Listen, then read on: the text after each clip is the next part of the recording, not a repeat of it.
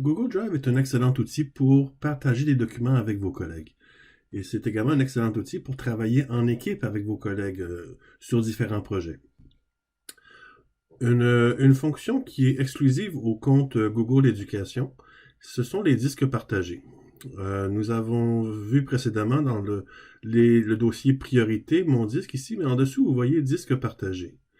Les disques partagés vous permettent de travailler sur les mêmes documents avec plusieurs collègues. C'est vraiment exclusif à Google Éducation. Par exemple, je vais vous ouvrir mon compte Google normal d'utilisateur et vous voyez que cette fonction-là n'existe pas ici. C'est parce que c'est pas un compte Google Éducation, c'est juste un compte Google que tout le monde peut obtenir. D'accord? Donc, je vais retourner à mon compte Éducation. Donc, dans Disque partagé ici, je vais cliquer sur Créer un disque partagé. Alors, je vais l'appeler, par exemple, mettons que je veux faire un projet avec les différents profs de français de mon école. Alors, je vais faire un groupe partagé que je vais appeler français. Donc, mon disque partagé va se créer. Il est ici et il s'ouvre automatiquement. Donc, à partir du moment où j'ai créé mon disque partagé, je peux décider qui je veux qui s'ajoute à mon groupe. Donc, je vais cliquer sur Ajouter des membres ici et je vais saisir l'adresse de courriel de différents collègues.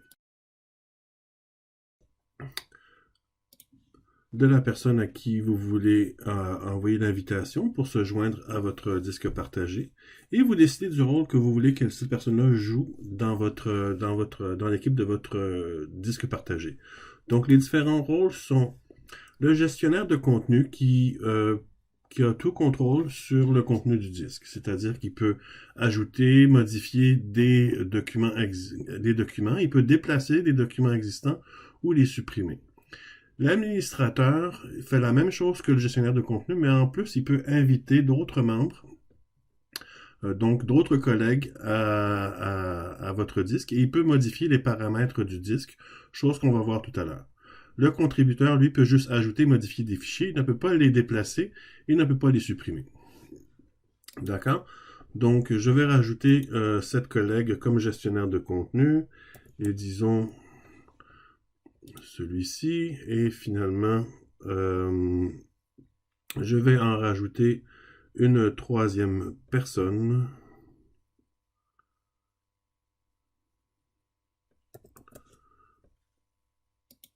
Voilà. Et lorsque c'est fait, je clique sur Envoyer. Mais tout d'abord, je vais cocher Ne pas envoyer de notification parce que dans ce cas-ci, je ne veux pas que les personnes soient avisées que je crée un disque partagé. Parce que c'est juste dans le but de cette formation, n'est-ce pas? Donc, quand mes membres ont été ajoutés, je vois maintenant en anglais, en haut ici, que 4 personnes sont membres de ce disque partagé. Pour les différentes options, je clique ici sur la flèche à côté du nom de mon disque et je vois différentes choses que je peux faire avec mon disque partagé. Donc, je peux ajouter des membres et je peux gérer les membres qui sont déjà ajoutés. Donc, si je sélectionne Gérer les membres, je peux changer le rôle des différentes personnes qui sont dans mon disque partagé. D'accord? Autre chose que je peux faire ici, je peux envoyer un courriel aux membres. Je peux modifier les paramètres du disque partagé qu'on va voir à l'instant. Je peux changer de thème. Donc, le thème, ça va être la couleur et les graphiques ici. Je peux donner un autre nom. Je peux masquer le disque partagé. D'accord? Donc, ce que je vais faire présentement, je vais afficher les paramètres du disque partagé. Donc, ce que ça fait, ça me dit le contenu de mon disque partagé, qui va pouvoir le voir et qui va pouvoir y avoir accès. Donc, partage en dehors de la commission scolaire de la Seigneurie des Mille-Îles, qui est ma commission scolaire. Donc, les personnes qui ne sont pas membres de la commission scolaire peuvent avoir accès aux fichiers de ce disque partagé. Est-ce que je veux, oui ou non, que les personnes qui ne sont pas membres de la commission scolaire peuvent y avoir accès? Alors, vous pouvez sélectionner que non, seules les personnes de la commission scolaire peuvent avoir accès à ce fichier. Les partages avec des membres, avec des personnes non membres. Donc, les personnes qui ne sont pas membres de votre disque, que vous n'avez pas spécifiquement nommé, qu'est-ce qu'elles peuvent faire avec le contenu de votre disque ici? Les personnes non membres de ce disque partagé peuvent avoir accès au fichier de ce disque partagé. Alors, non. Dans ce cas-ci, je ne veux pas. Seules les personnes membre du disque peut avoir accès au fichier. Et au niveau du téléchargement, copie et impression, est-ce que je veux que les gens puissent le télécharger, en faire une copie, en faire une impression? Oui, pourquoi pas. Donc, à voir ici, la première option ici, c'est pour les membres. Si vous sélectionnez l'option du haut ou l'option du bas, peu importe, c'est seulement pour les personnes membres. Donc, ce que ça vous demande, c'est est-ce que vous voulez que les personnes qui ne sont pas membres de votre commission scolaire puissent être... vous pouvez les inviter à se joindre à votre disque partagé. Mais notez que ça prend quand même un compte scolaire. D'accord? Donc, vous pourriez inviter des membres d'une autre commission scolaire qui ont Google Éducation à travailler sur le même disque que vous si vous permettez le partage en dehors de votre commission scolaire. D'accord? Ce sont les paramètres et seuls les administrateurs peuvent modifier les paramètres. Donc, une fois que vous avez ajouté vos membres, là, vous pouvez ajouter du contenu. Donc, pour ajouter du contenu, c'est comme n'importe quel disque. Donc, vous pouvez faire nouveau. Vous pouvez télécharger, téléverser des fichiers. Vous pouvez créer des nouveaux documents qui vont se placer dans le disque partagé. Donc, je crée un nouveau document. Et j'écris n'importe quoi. Et je vais le fermer simplement pour vous montrer que mon document, il est maintenant dans mon disque partagé. D'accord? Pour supprimer un document, c'est comme n'importe quel document, bouton droit, supprimer pour tout le monde. À ce moment-là, quand vous le supprimez, ça va le supprimer pour tout le monde. D'accord? Donc, je supprime mon document et il va supprimer du disque partagé sur l'écran de tous les utilisateurs du disque. Vous pouvez supprimer votre disque au complet, simplement retourner dans Disque partagé, sélectionnez votre disque, bouton droit, et supprimer le disque partagé.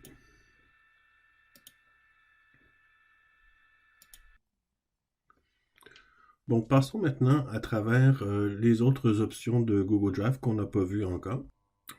En haut, vous voyez la barre de recherche. Ça fonctionne pas mal comme Google en général. Quand vous tapez quelque chose, ça vous donne des résultats.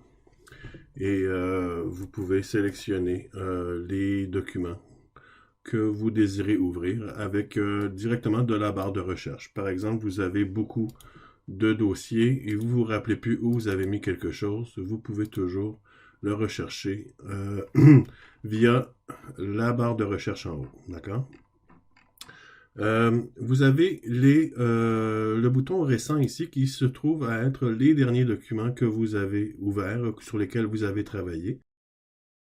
C'est classé par ordre chronologique. Aujourd'hui, les documents sur lesquels j'ai travaillé la semaine dernière, etc., le mois dernier. Vous avez la corbeille.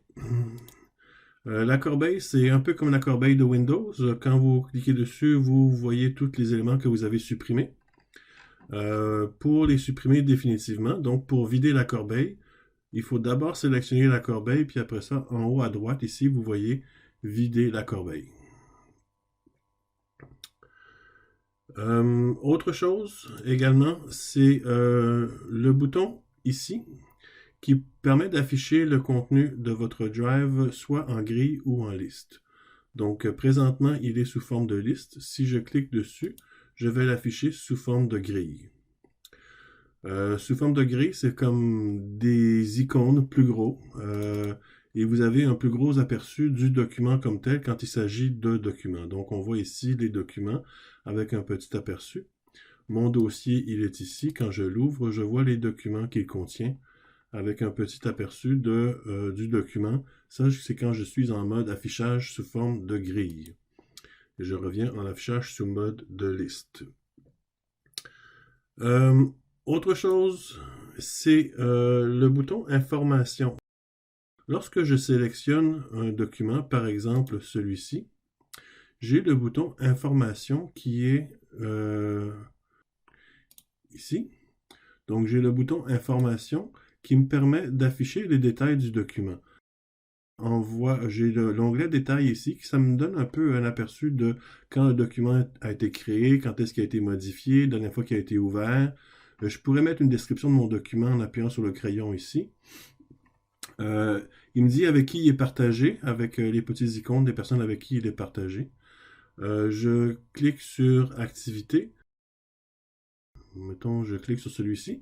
Je clique sur Activité et je vais voir tout ce que j'ai fait avec ce document-là. Donc, les modifications qui ont été apportées au document, qui a écrit dedans et quand et à quelle heure, les différentes modifications au niveau du partage. Donc, quand vous avez fait une modification de partage, vous avez ajouté une personne à vos partages, vous avez retiré quelqu'un à vos partages, vous allez le voir également dans Activités.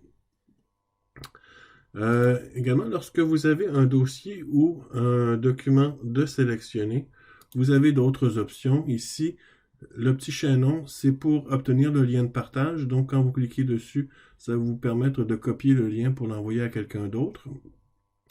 Le bouton ici pour partager, on l'a déjà vu. Vous avez le bouton aperçu, que quand vous cliquez dessus, vous voyez un aperçu du document. La corbeille pour le supprimer. Et les trois petits points ici, c'est d'autres actions qu'on peut faire avec ce document-là. Vous avez également d'autres options que vous pouvez sélectionner. Mais en fait, les mêmes options peuvent être sélectionnées avec le bouton droit. Donc, si vous sélectionnez un document, puis vous appuyez sur le bouton droit, vous avez l'aperçu, vous avez le partage, obtenir le lien à partager. Ajouter à l'espace, on l'a déjà vu.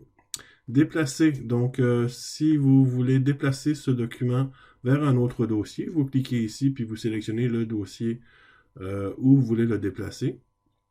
Ajouter des éléments marqués d'une étoile, on l'a vu. Renommer, ben, c'est comme ça dit, c'est pour changer son nom. Créer une copie, bon, ça va faire une copie de votre document. Donc, si je prends ce document et je fais créer une copie, ça me fait une copie exacte du document qui s'appelle document 2. D'accord? À noter que lorsque vous faites une copie d'un document, par exemple, celui-ci, il est partagé. Donc, si je fais une copie du document, créer une copie, on va attendre une seconde que la copie se crée. Et maintenant, je peux voir que ce document-ci n'est pas partagé. Donc, la copie que vous créez du document ne copie pas les options de partage. Autre chose qu'on voit avec le bouton droit, c'est télécharger. Ça vous permet de télécharger le document sur votre ordinateur et non pas sur le Drive. Donc, si vous prenez un document Google Doc et vous le téléchargez, ce qui se produit, c'est qu'il le convertit en document Word. Et puis, vous pouvez l'enregistrer sur votre ordinateur et l'ouvrir dans Word. Et vous avez supprimé pour le supprimer. Et ça conclut ma formation sur Google Drive.